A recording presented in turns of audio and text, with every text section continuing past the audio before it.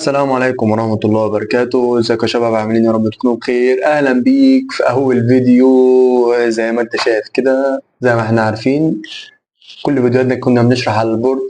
النهارده بقى اول فيديو من سلسلة ان شاء الله. هنعيد بقى درس الفوناتكس ان شاء الله. هنعلمك سلسلة من الفيديوهات، تعليم الفوناتكس، ازاي تقرأ وازاي تتعلم تقرأ بسهولة في اللغة الإنجليزية.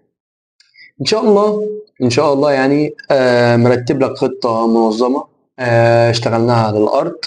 ان شاء الله هتبقى كويسة ومفيدة للجميع ان شاء الله. ان شاء الله فوناتكس يعني صوتيات. طيب انا دلوقتي يا مستر عايز اقرأ، هتعلم ايه؟ اول حاجة في علم فوناتكس هناخد اول حاجة اسمها الالفا بت. ايوه مستر، A وبي A وبي وسي ودي والحاجات دي يا عم بالراحه بس. A وA وبي ايه الحاجات دي يا عم؟ اهدى بس واحده واحده، هنعلمك شويه حاجات كويسه هتفيدك بعدين. انا اتكلم عن الالفابت، اكتبها اللي هي الحروف الابجديه، اكتبها لك دلوقتي. انا كتبت لك الالفابت اللي هي الحروف الابجديه.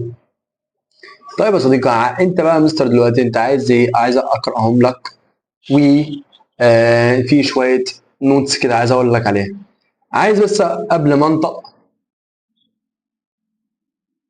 قبل ما اقول الكلمات، عايز بس اديك قاعده. اي حرف في الانجليزي ليه اسم وصوت.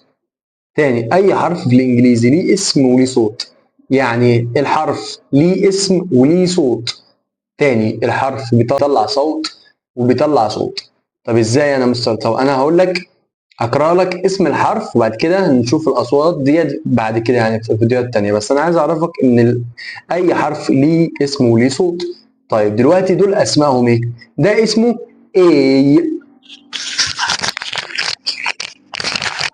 تاني، ده اسمه A مش A. A. ده B. C. D. E. F. F بالفتحة بألف وعليها فتحة، مش اف. اف اللي انت بتقولها ديت اف، رابط اف. اما دي اف، اسمه اف. جي. جي في ده الخفيفة كده، جي. جي. اتش. اتش برضو نفس الفتحة. اي. جي. جي. كي. ال.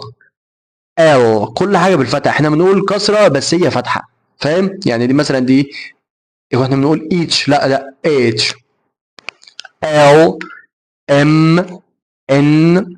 او. بي. بي. كيو. ار. اس. تي. يو. في. دبليو. اكس. واي. زد.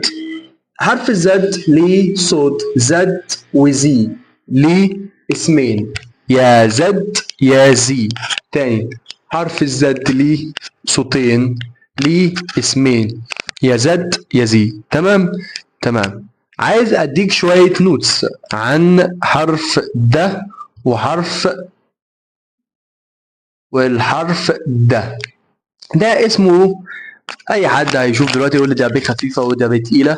البي ديت حامل من فوق حامل من تحت ودي حامل من فوق. الكلام ده غير صحيح. عايزين نتعلم تعليم صحيح وما فيهوش غلطات. اول حاجه ده اسمه بي، هنقول البي خفيفه زي ما انت بتقول او بي تقيله. بس انا عايز اقول لك ان البي ده لما تيجي تنطقه بيبقى فيه فايبريشن في الاحبال الصوتيه بتاعتك. عايزك لما تيجي تقول بي حط ايديك على الاحبال الصوتيه وقول بي. بي خفيفه، في فايبريشن في الاحبال الصوتيه. صح صح صح صح. طيب البي، البي دي البي بي بي ديت مفيش اهتزاز فايبريشن في الاحبال الصوتيه. الله ينور عليك. يبقى هنا بي وهنا بي، هنا في فايبريشن هنا نو فايبريشن.